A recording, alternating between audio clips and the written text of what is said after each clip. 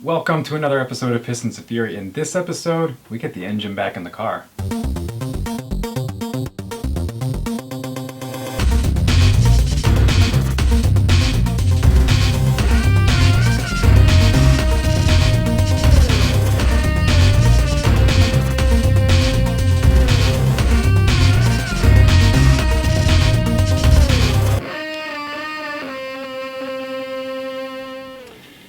Okay, so one of the last things I need to do before I drop the engine back in is get this flex fuel sensor mounted. I could do this after, but it would just be really kind of a pain. So this is a 3D printed mount for the flex fuel sensor, and it just kind of slides in there and locks into place, assuming I don't have it upside down, like that. And the holes are hidden, and then it has this bracket here that goes kind of right on top like that. So it comes with hardware. It's like 25 bucks off eBay. A little expensive for what it is, but you know, somebody went through the trouble of designing this and printing it and shipping it and including all the hardware, so it's okay. You could just zip tie this to something, you know, like is done on the internet, but that's not what this build is about. So the hardware comes with is just kind of standard M6 thread. So I've got these M6 rib nuts or nut certs, and we're just going to drill some holes once I figure out where to mount this thing. So yeah, and then the other thing we have to do is I have to shorten slightly the end on my fuel line. So I've got to shorten the fuel line maybe about 2 inches, something like that, just to get it to line up. So I'm going to jump back in the engine compartment and knock this out.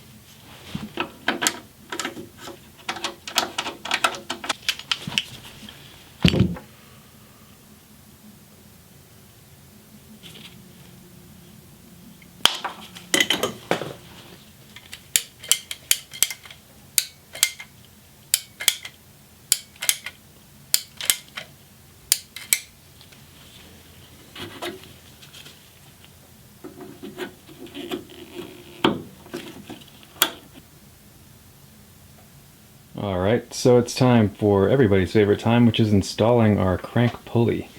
So what we're going to do is basically, we've got a propane tank, or plumber's propane torch, whatever, and we're going to heat it up, and it's just going to magically go on. That's the plan. We'll see how this works in practice. Matt at Sloppy Mechanics makes this look pretty easy, so I'm going to assume there's nothing exotic needed here, and we're just going to heat this up and try to jam it on.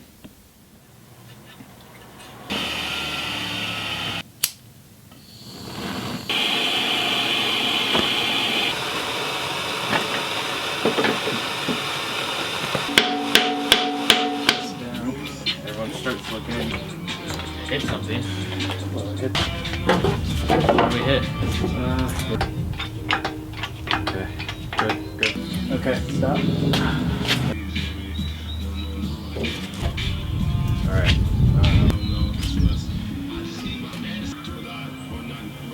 Oh man. Alright, so this thing is in. Got all the mounts bolted down, torqued down, transmission mount as well. Got the exhaust hung back up under the car. You've seen me do this in past videos when I fabbed all the stuff up, so I didn't feel the need to record all of that. And then I guess the clip you just saw was the final drop in. Had my son out here helping me. Had to really wrestle it in because there's a lot of stuff on this engine. So I think the biggest obstacle with respect to getting it back in was the fact that we had the oil pan on. When I dropped it in initially and when I did all of my fitting and everything, I did not have this oil pan on. So these corners right down there, were a real pain with the cross member. And then I also had the mounts on it when I tried to drop it in initially, and those were causing me all kinds of issues. So once I got those pulled off, pulled the valve covers off, we were able to kind of snake it in.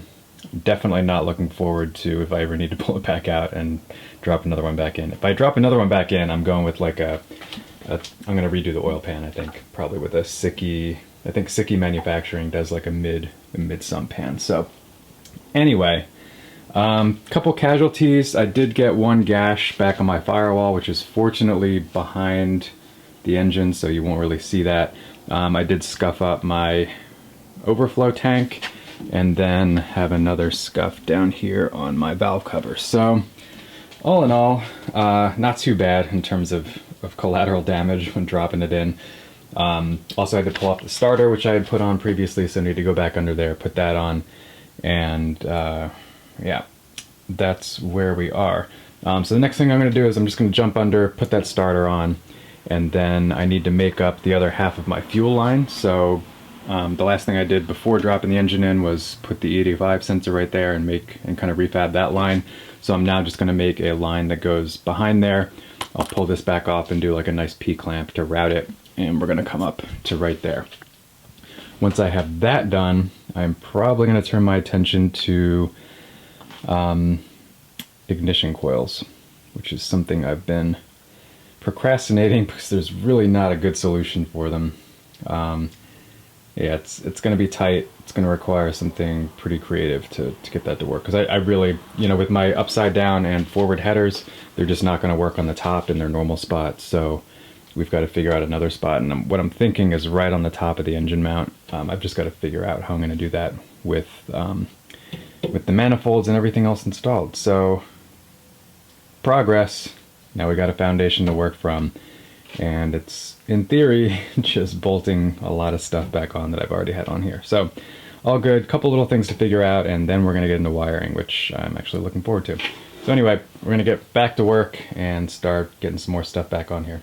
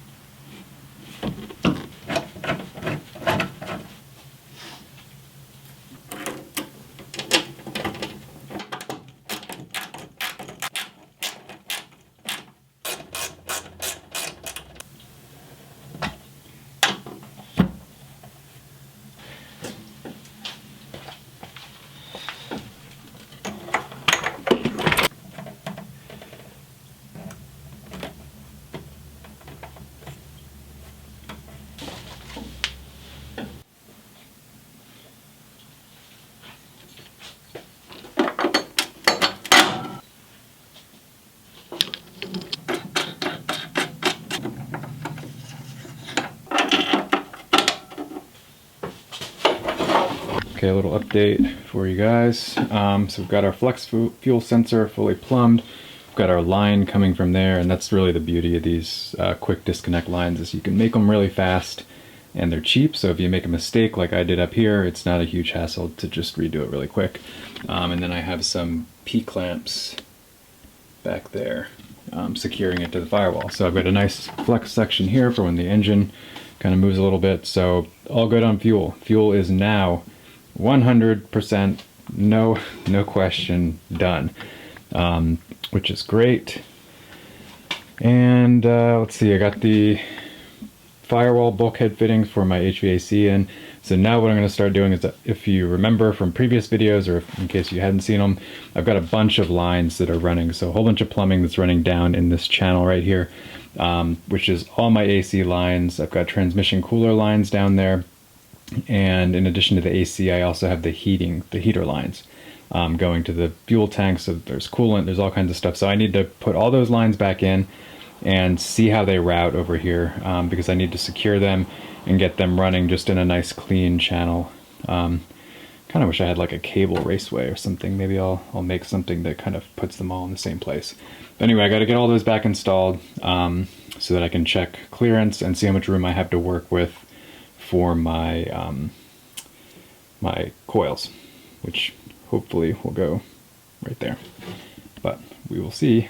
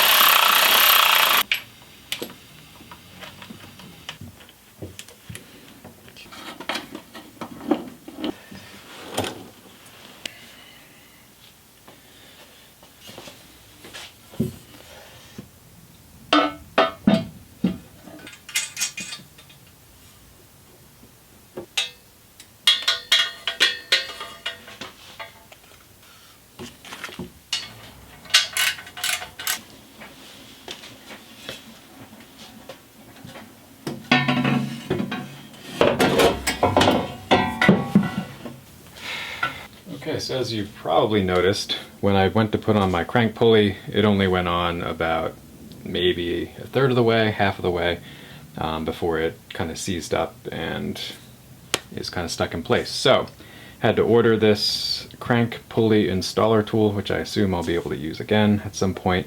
Basically just a piece of threaded rod, a hardened nut, and two giant washers that are pretty thick, actually. 1/4 inch maybe, something like that. Anyway, so the way this works is basically what you don't want to do is, this is the original bolt and you're actually supposed to replace this, which I will not be doing because it's a pretty substantial bolt, and honestly once that crank pulley is on there it's not going anywhere, and I'm not running a roots blow or anything off the crankshaft, so it's not going to slip, but I will throw some new sealant on there when I put this back on.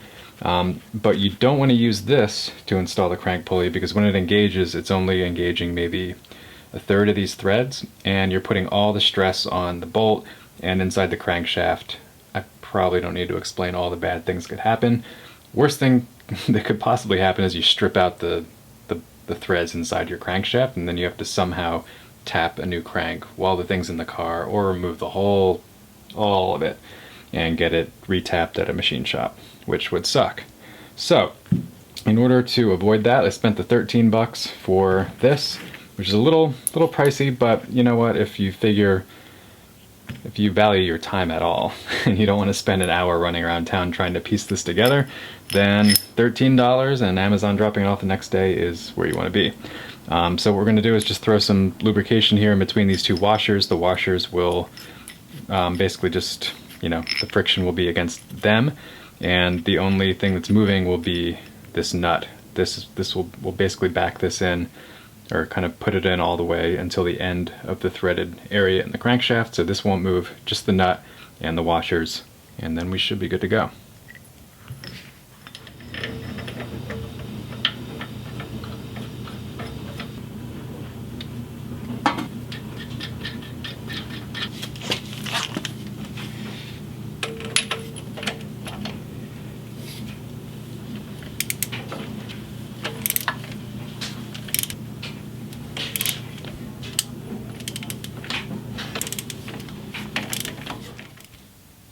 Alright, so we've got the crank pulley fully installed, put the bolt in there, some sealant on it, and torque that down as high as my torque wrench will go, which is about 150 foot-pounds. So I think the spec is 240, but let's be honest, that thing is not coming off of there anytime soon.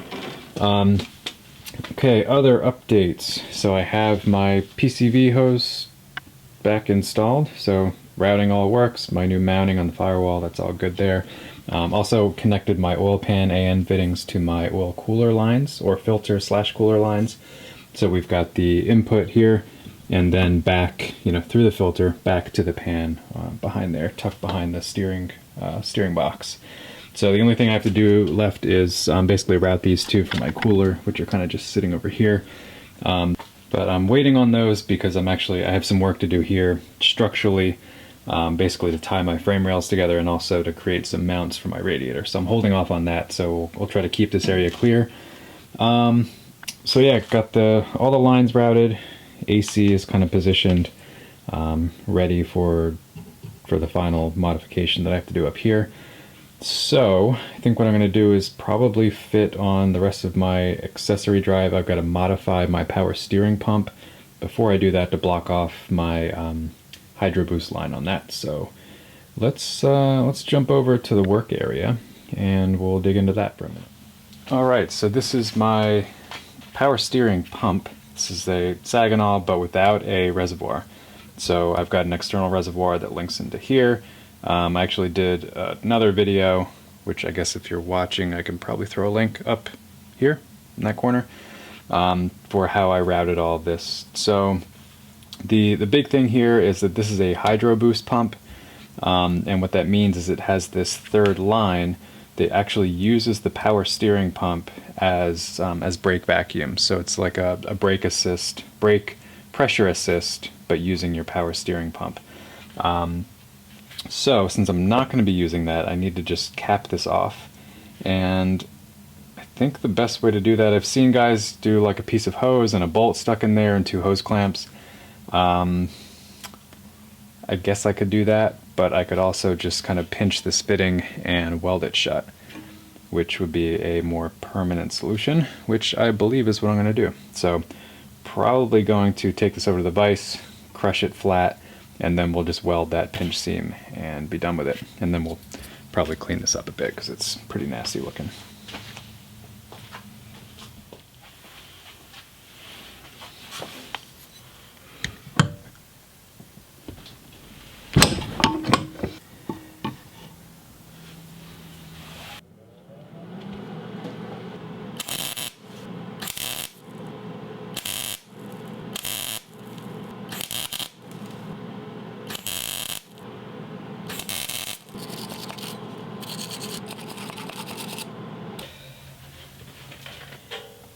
Alright, so I got this thing cleaned up, got this welded, so basically just pinched it and just tack welded along the top here.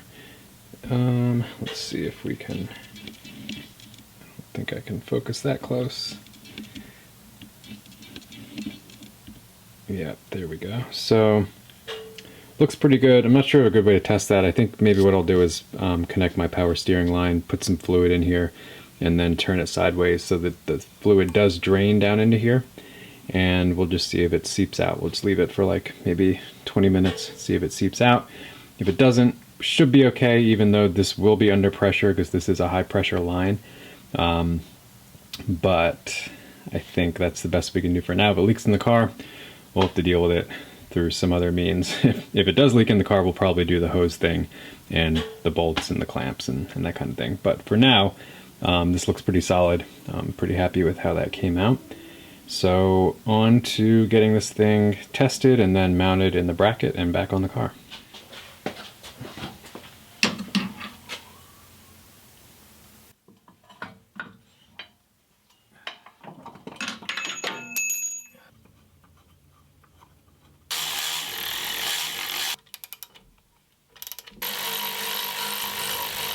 Okay, so just to wrap this one up, got the engine back in, got the turbo mounted, wastegate, downpipe, started playing around with some of the wiring and stuff.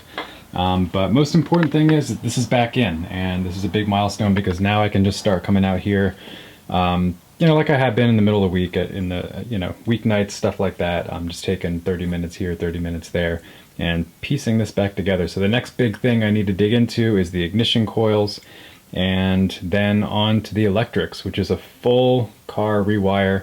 It's going to be its whole own series, like mini series within this build. So actually, you know, as excited for that as I can be, because that's actually like a area of strength for me in terms of skills and knowledge and all that. So looking forward to that. But thank you so much for watching. Stay tuned for the ignition coil relocation episode. I'm going to make some plug wires on that one as well, and I'll show you how to do that, and you can come along with me on that ride. So thanks for watching. Like, subscribe, all that stuff, and appreciate you guys, and see you in the next one.